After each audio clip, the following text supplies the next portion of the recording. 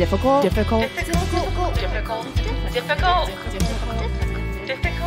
Women. Hello. Oh, cheerio. What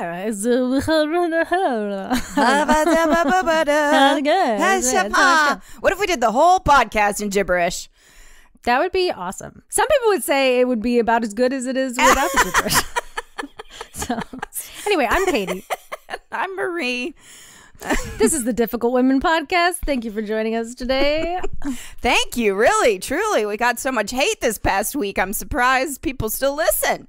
Just kidding. Only one hateful comment, but a couple. Yeah.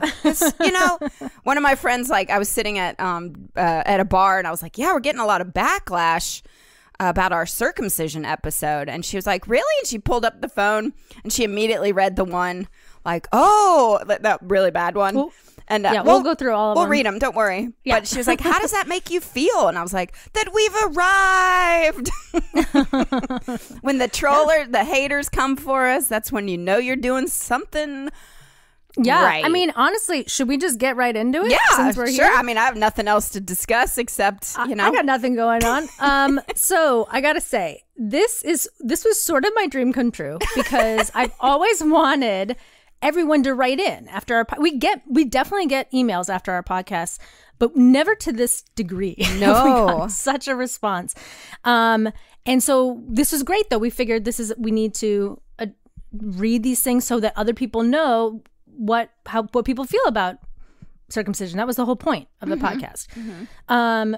So I will say we got so many wonderful comments that were like really helpful and thoughtful and useful in terms of like their opinions about male circumcision. But then we also got a couple sort of don't cry. Hateful. No, I'm not. Don't worry. That's just the rage that's like building in my throat. That's what it sounds like. No, we had a couple kind of mean pushbacky ones, which is fine. It's not like we're totally fine. We get that shit from time to time.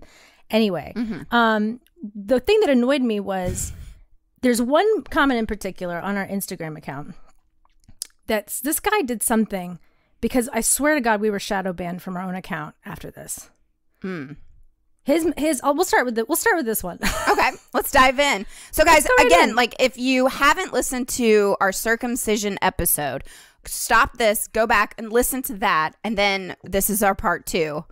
And this will make sense. Or you could just dive in and listen to all the lovely comments that people have about circumcision and our episode. Totally. So this is the kind of stuff that we get from, honestly, what we get from men when we start talking about male things. Mm-hmm. Here we go. This is the worst podcast ever. These women have no idea what they're talking about. All they do is give their opinion or that of what they briefly read on the internet. They didn't research anything, and it definitely shows. Not sure how they have a podcast when they're just reading stuff and then not giving any info at all. It's quite embarrassing. Terrible job, ladies. Do better. Fair. Like fair. Never have we said that we're experts at any of these things. 99.9% of the podcasts out there are just people telling their opinions. Right. So that's sort of what podcasts are a lot of times. Yeah. So like, that's fine if you don't like it. It's totally fine if you don't. You can even say, hey, I don't like this podcast. Mm-hmm. But the thing that got me with this guy is something after that message went up, we couldn't read our comments anymore. So I think he sent something being like, I'm going to try to like destroy these people. Yeah. Then I tried to respond to his message, which now I thought it went through, but you can't see the response. And my response to him was, so sorry you don't like our pod. Not even so sorry, but I was just like, hey, it sounds like our pod's not for you. You know, thanks for trying it out. Good luck to you in all your creative endeavors. That was it. That's what I wrote. Love it. And you can't see it. At least I can't see it from our account. So, I mean, and this guy, he's got 20 followers. You know, he doesn't like, he's not doing much, it sounds like, on his end, unless he made this account just to troll people, which is also possible.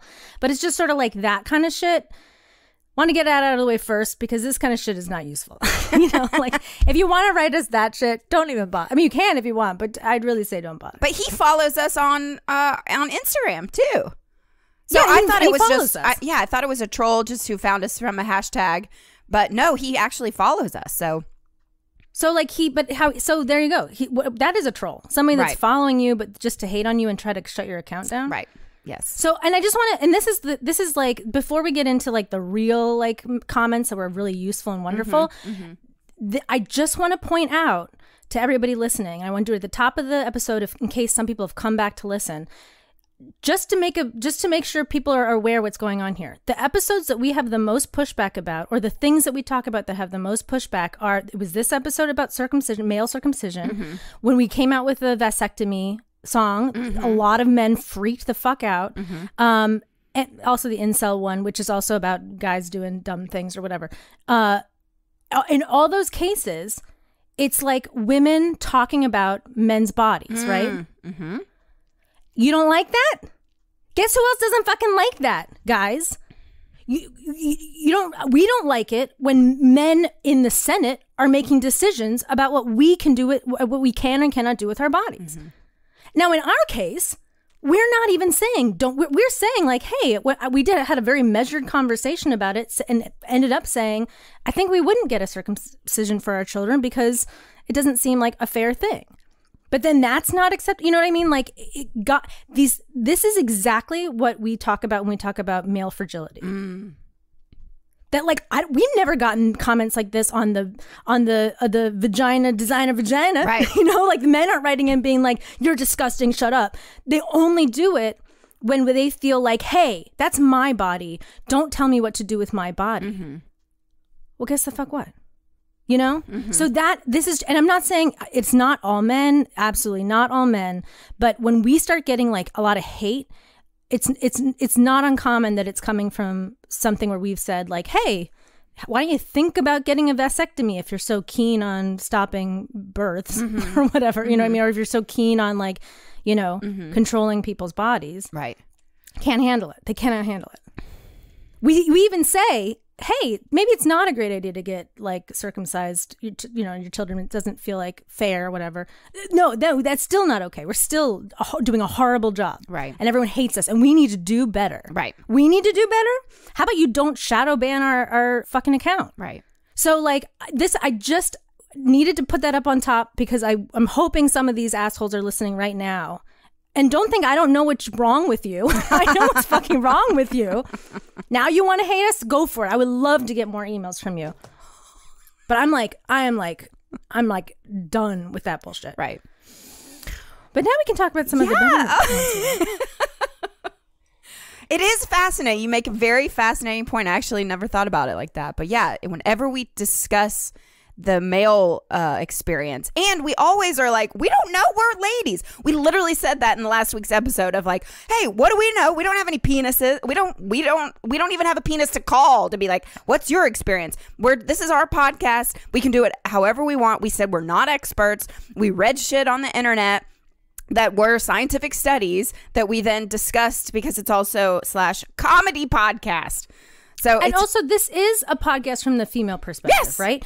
I think most women are coming from the same position we are, which is that we don't really know. Right. So we're exploring this together. And that's the idea. But the thing that we also, both of us mentioned last week about circumcision is neither of us have a child at the moment.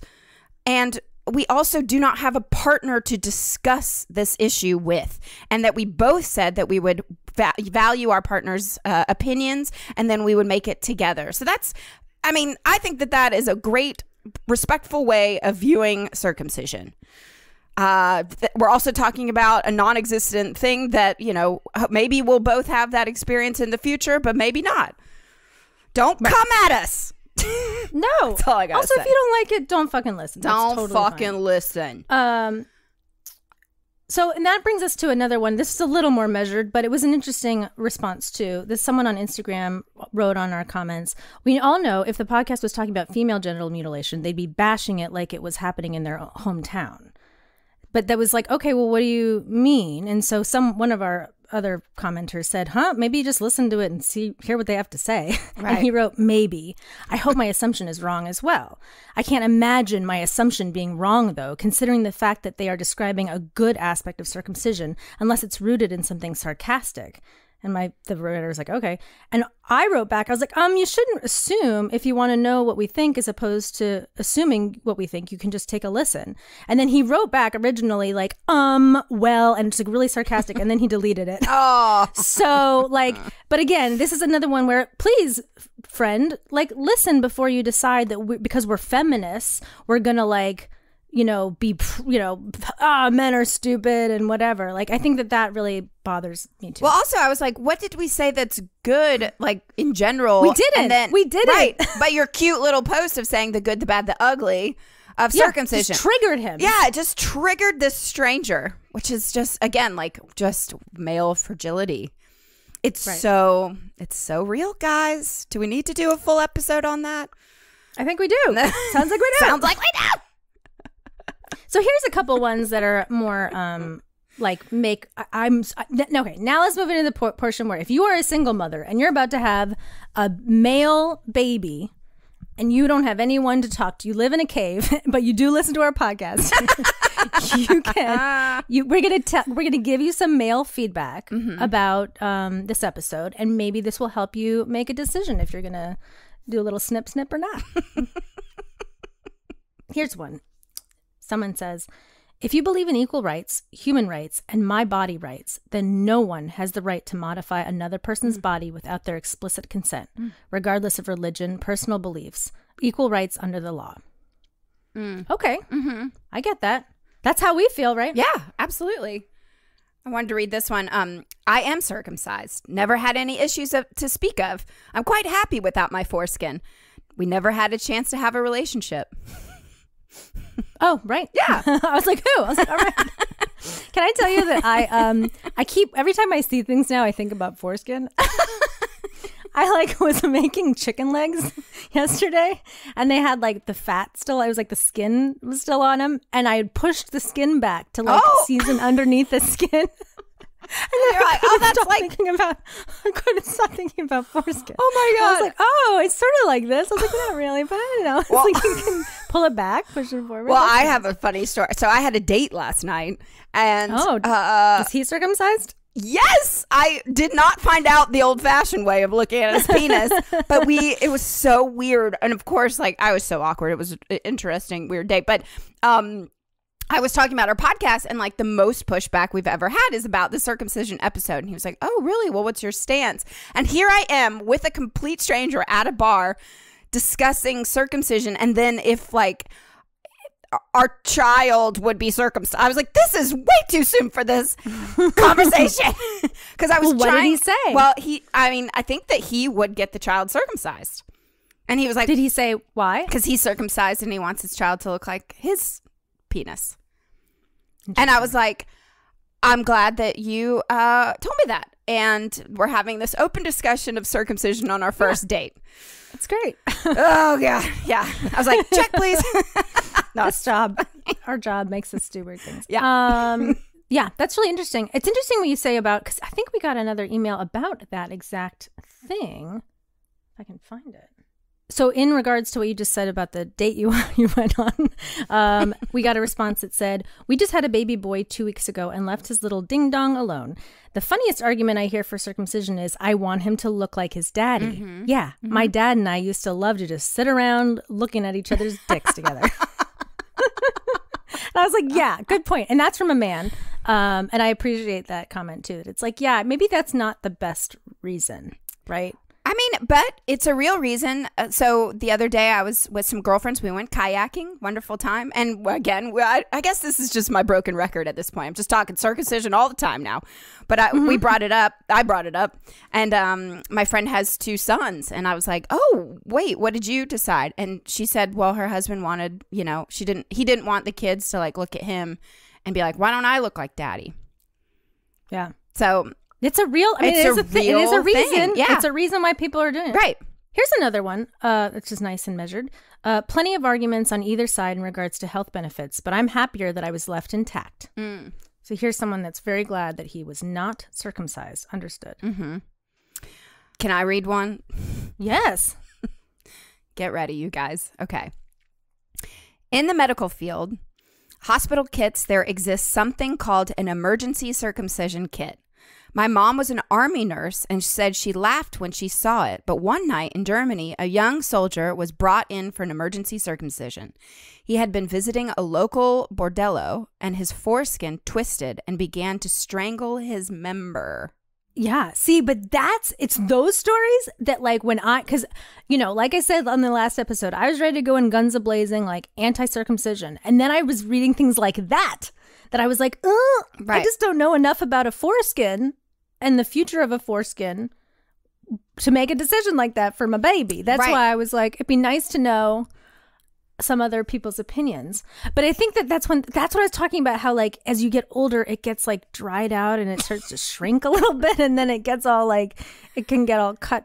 You can get, not for everybody, but some people. And then that was the guy that got his circumcision later in life. Right. That I watched the video and I saw his little, I saw it, not little. I saw his cute little penis. Nice size penis. He had a lovely dick. It was beautiful. It was beautiful before, it was beautiful after. But he was also, and to remind everybody, he was in so much pain with the foreskin that he like kind of was forced to get the circumcision. But then he lamented that he had to get it because he lost a lot of feeling, like sexual pleasure. So he was sort of saying, I wouldn't have done it unless I had to, but I had to, and I was glad I could. I liked this one.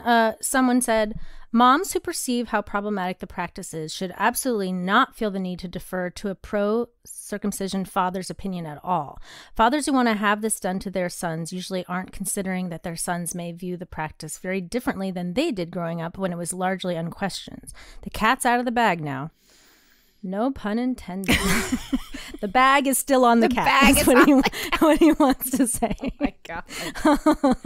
But I think that's something too that I think it was a great thing to hear, is that I think one of our fears is like, oh God, like we wouldn't want to make a mistake as a single mother, not knowing what the right choice was. And I like, or even a non-single mother. But I like the idea that like, look, if you really feel like this is a problematic practice, as maybe we should be looking at it from a different perspective now, please don't just defer to because we were like, maybe we just let our husbands decide, and he's saying, no, you don't have to do that, which I really appreciate that. Now this one I found fascinating too. So again, like it wasn't like we were just getting feedback that was like circumcision is horrifying and we should never do it again. We got a lot of mixed message. A lot of people have different feelings about their circumcisions. And we got this email that says, I just finished listening to the Circumcision podcast and thought I could chime in as an uncircumcised male born and raised in the U.S. My parents were born outside the U.S. in a non-circumcising European country and immigrated to the U.S. before my birth. My father and brothers are not circumcised as well. I grew up as most without knowing any different. It wasn't until 7th grade and middle school I noticed my penis looked different from other boys. I was part of a football team and it was normal for all the boys to change and shower together. I was the only one that wasn't cut and was teased for it. I learned that I could pull back my foreskin and keep it in retracted state, which made it appear circumcised, as the head was fully visible. I would start dressing my penis this way to hide the fact that I had foreskin. However, if I got an erection, it became painful unless I pulled the foreskin back over the head. Unknown to me that at this time, but this would ultimately lead to a big insecurity that would persist into my adulthood. Around this time, I started to sexually explore myself. Masturbation wasn't painful overall enjoyable as long as I kept my foreskin covering my head. Throughout research, I found out that my frenulum, the connective tissue between the shaft and the foreskin, was tight. This is what caused full retraction of the foreskin, extremely painful when I was fully erect. As I got older, it would stretch out more, but still would be painful to some degree if I wasn't careful. I avoided any sexual contact with females due to my insecurity with being uncircumcised into my adulthood. I looked into being circumcised as early an adult around the age of 20, but just like you mentioned on the podcast, I found that uncircumcised men being circumcised in adulthood causes many issues. I didn't think it was worth it to lose so much sensitivity. My first sexual experience with a female was traumatic, to say the least. She was unfamiliar with foreskin and told me that it looked weird. I've since had much more open-minded partners. I have 7 siblings, 4 brothers and 3 sisters. We're all adults and none of us have any kids. I've brought up the topic of circumcision up to them and they have gotten mixed feelings. My brothers are all ambivalent and would prefer to not circumcise their future kids. My sisters, on the other hand, had a strong preference to circumcise. They all stated that it was the cultural norm and thought it was healthier. I was surprised as they were aware the family they grew up in didn't circumcise, but still had a strong opinion in the opposite direction. I definitely wish I was circumcised as a baby, but I don't blame my parents for not doing it. I've never brought it up to them because I know I can't hold them responsible. I don't have any children, but I too have a hard time making a decision about what I would do if I had a son. I respect the ethical aspect of allowing an individual to make the decision for themselves. However, I have the firsthand experience of the potential outcome. The anti-circumcision crowd has made it seem like allowing your child to make the decision in adulthood is very simple, even though in reality is extremely complex. New problems arise, like in my case. Don't get me wrong, I'm all for bodily autonomy, but sometimes you have to make a difficult decision in life. Thanks for reading. I just wanted to share my experience, and you can share my story if you like, and we did. I thought that, honestly, I just think that that's a really important part of this discussion, that some of the like super anti-circumcision people don't. I'm sure what they would say is like, well, because of our society, that's what made him embarrassed. And I totally agree with that. But we're still in this weird middle place, right?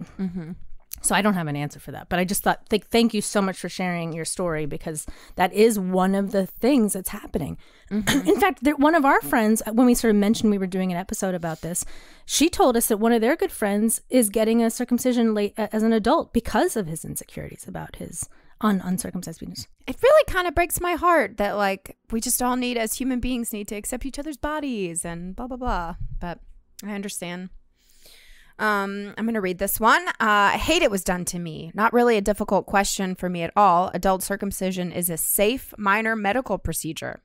That's not what we just learned, but I would gladly go through an equivalent procedure to reverse it and would have it done years ago. People cut against their will are forced to live with it their entire lives. Thanks for questioning it and making this video. Well, it's from YouTube. Yeah, I mean, so there you go. That's a great juxtaposition, right? Someone that is uncircumcised and wish they were versus someone who's circumcised and wish they weren't. And then another person commented on that comment. He wrote, "No, it's scary hearing that this is a difficult question. I wonder what other normal, healthy parts of a baby's body it would be difficult to decide to keep. There isn't really an equivalent." Yeah, I mean, that's also great. Sorry. There isn't really an equivalent procedure to amputation, and restoring what has been lost is always going to be far more difficult and complicated. The whole point is to force the victim to live with it. It's a branding of the community's ownership, both physically and psychologically, and it's amazing how effective it is. The video questions it, but still has a huge cultural bias and lots of factual errors, unfortunately. Uh-oh. Yeah. Well, that's very possible. Yeah. I mean, the thing is I like that guy's comment because it's true, right? That we are definitely coming from an American side where there's a lot of people are circumcised here. I think even in that gentleman's email about his experience wishing he was circumcised, that's coming from a societal pressure too. That's not coming from necessarily a medical position. So I actually don't disagree with what that guy's saying at all. And then also the fact that we have a lot of like misinformation potentially in our episodes, and I don't know, and I wouldn't even be able to tell you where it's wrong and where it's right, because this isn't something that is clearly stated to us, right? It's not something that people are like, oh, it's so obvious. From my perspective, from our cultural perspective, it's not like someone's going around being like, it's so obvious we should not be doing this. Right. Because we're still, and this is just, now we're just letting the audience speak for themselves, because we're still getting people saying like, look, here, I have another one about the episode. And he said, no joke, that was the fairest conversation about that topic I've ever heard. Usually it's a flame war. Usually a flame war breaks out. Amazing job. And since you asked for opinions, I'm circumcised and couldn't be happier. Oh, wow. And he circumcised his son without a second thought too. So, I mean, you know, and that person is actually not American. So I don't know. And not Jewish. Yeah, this one person, all pros and cons aside, at the end of the day, it's a matter of consent. I was circumcised as an infant, meaning I had no choice in the permanent modification of my own body. I personally feel that circumcision is mutilation, to put it bluntly. I also have had negative experiences as a result of mine and would pay a hefty sum for the opportunity to undo my circumcision and the damages it caused. I realize and respect that many other men feel differently. I believe every individual should be able to decide for themselves whether they want to be cut, and that can only happen if the option is presented at an age of consent. Yeah. But, you know, as we talked about, and I don't think that this is inaccurate, although someone might argue that it is, that procedure does get a little more hairy as you get older. Oh, Donnie's uncut. I had no idea. There you go. Donnie says, I'm uncut, Donnie. but I agree with Mike. But I agree with Mike. Typically don't stand around looking at each other's dicks. Yeah. I've never had any complaints about it. Yeah, that's great. Mike's Good was the for one. You. And I'm so glad that, like, I'm so glad to hear that for Donnie, that he has had a really good experience. Yeah. You know? Yeah. I mean, I guess what I'm taking away from this more and more is that if we can move away from circumcision more and more and more, then some of the like bad stuff around circumcision where people regret that not being circumcised will go away. Because so much of it seems like it's, there are medical reasons. But they're not that common. And it seems like it's more social pressure that people start to feel. And that's a very real experience that one reader had where or the one email we had. Like, that's a real, it fucked up his life kind of in a little bit for a little while. So, I mean, that's a real experience that he's having too.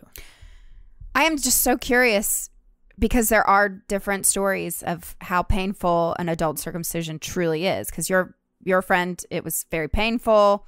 You know, this other person. My friend from YouTube. Your friend from YouTube. My friend. It's probably really painful. I mean, I can't imagine that it's not. So. Yeah.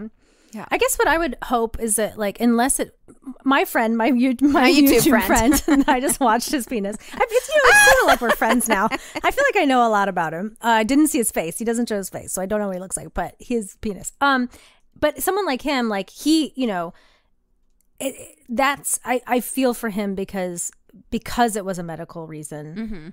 He didn't really have much of a choice either. He kind of had to do it. But I'm glad he told his story because it does, you know, he did not have a great experience with he had to go back. I'm not going to go into the details. You can watch the video. It's kind of gross, but he had definitely had problems, like recovering. Right. There was a lot of gross, terrifying stuff that was going on. So anyway, it's not, I think that what I would urge people, but again, it's not my business, but I'm going to put in my 2 cents because that's what we do. If I was a grown man and I was uncircumcised, if I was very insecure about it, I would try, as long as I didn't have any medical issues with it, I would try to love myself as it is, because I think it is tough to go under the knife for something like that. And I'm not saying that you're crazy for doing it. I totally understand. I mean, people get elective surgeries for many reasons. But I think that, like, it's best you can. As a person who's been told numerous times that she should get a nose job and hasn't, I would say try not to give in to that pressure if you can help it. Well, I just doubled down on evolution. I really feel like, and this is what I brought up in my date, it was like, if evolution is a real thing, as we all know it is, then why is the foreskin, it hasn't evolved in thousands of years? I mean, why do we have a appendix? Why do we have a coccyx? To be dramatic, to be like, oh, I have to go to the doctor. just so to have a day off, yeah. from work. Somebody thought that through. Yeah. Yeah, I don't know. It's just fascinating that it's such a hot topic because it is. I mean, again, last night on my date that I shouldn't have brought it up, but it was just like it took the air out of the room. Like we were just like. Now I know what I'm going to talk about on my change it on your Hinge profile. I'm so really get in there, like circumcised or uncircumcised. Let's debate. As a woman, I am so opinionated. I have thoughts on everything. But yeah, I love it. I love that. Well, and that's the other thing is, like, and we said this in the first episode too. It's like we're very aware that we're women talking about this. So we don't have have little peepees. No. We don't know Yeah. how that works. So we're just bringing this up as a subject, mostly for obviously for men to hear us, whatever, if they want to hear it, but also for our fellow females. But like this is not a conversation that we have a lot with our girlfriends. No, we don't It's sit not me. around. Yeah.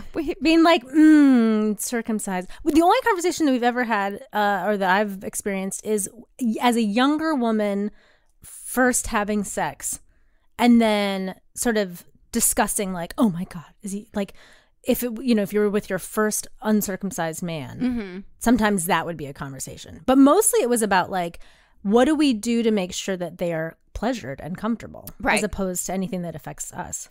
I'm pretty sure I said cool when I first saw my first uncircumcised, and then but I really liked the guy, and I was like, how does it work? And like we had just such like an intimate, fun, sexual thing that happened then. So I encourage ladies, don't go, ooh, gross. Like, oh my, yes, don't do exactly. that. That's a great point. No, I think that's a really great point too, is that we ladies can also have a role in the sense that like, if you're with an adult man and he's circumcised and you haven't experienced that before, don't shame him. Just be like, there's nothing wrong. It's wonderful. Right. It's like, he's going to have a better time than someone else may. I don't know. I'm getting talking myself into a ditch. I don't know what's going to happen. I don't have a dick. I don't know. I think it's great. Both of them are great. Whatever. I don't know. But one thing I'm also very pro just generally, and I think that with my experience with my first uncircumcised penis, is that I never was that uncomfortable communicating with the person I was with. Exactly. So I was always just like, yeah, this is great. Like, what is there anything I need to know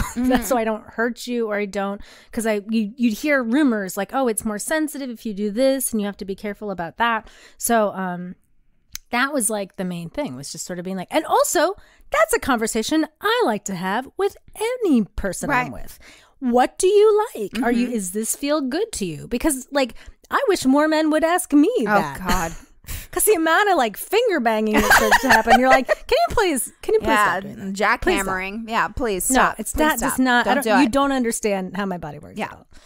So anyway, I don't really know. I just felt like, I don't know if this was more enlightening, less enlightening, confusing. I don't know how people are going to feel about this episode necessarily. I think the main thing was I needed to yell at the top of it. I needed to get that off my chest because I was so infuriated by that. But then I also wanted to just celebrate everybody's responses and like just inform our other listeners who maybe didn't see them that like, people have got lots of thoughts, and it definitely seems like something we need to talk about more as a society.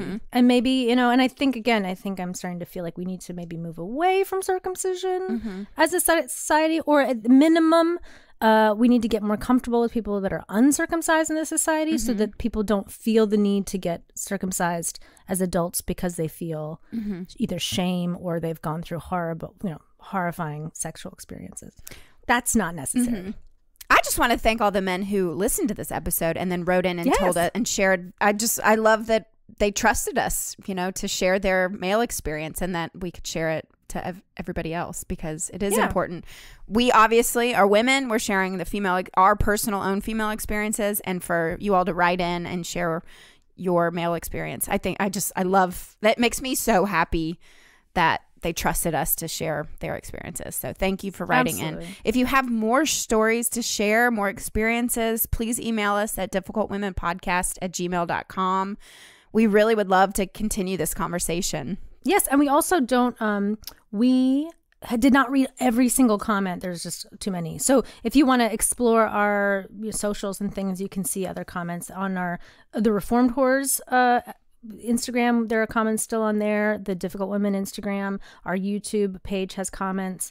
And the Facebook page has comments. Facebook and Difficult Women. Feel free. That's not, no pressure to join us there, but we'd love to have you. But also, if you just want to see more information or feedback, go for it. And love your penis, guys. I love all your penises. I do. When they're behaving, when I'm wanting to see them. not when you're just pulling them out. Yes. But all shapes and sizes. That's right. We love it. Love it. Love dicks. All right. Thanks for listening, you guys. Bye-bye.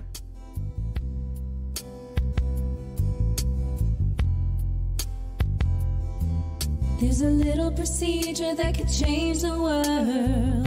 It can make you a hero.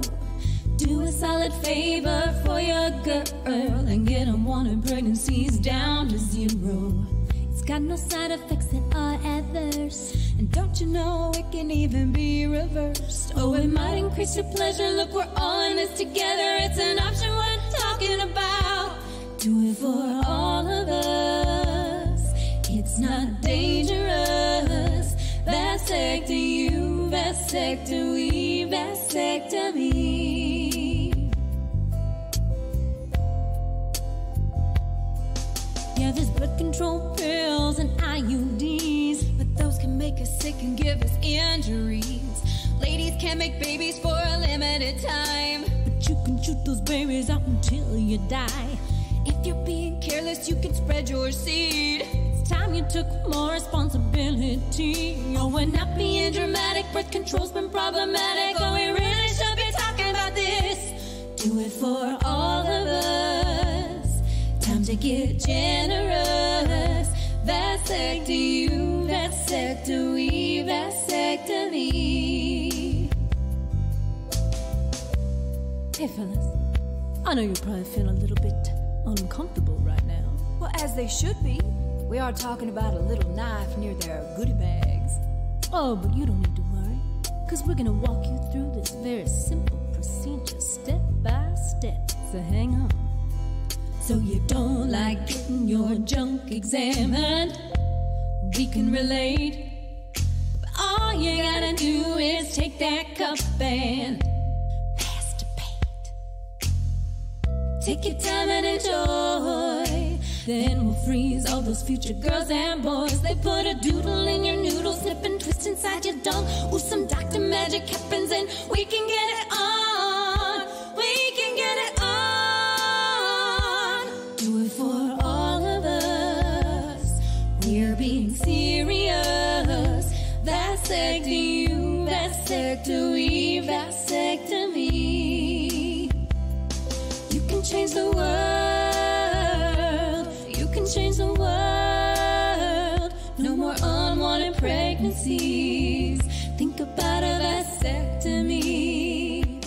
Don't want more children. Oh, you never wanted children. Just tie up those tubes for me and you. Do it for the kids. Do it for the ladies. Vasect to you, vasect to we, vasect to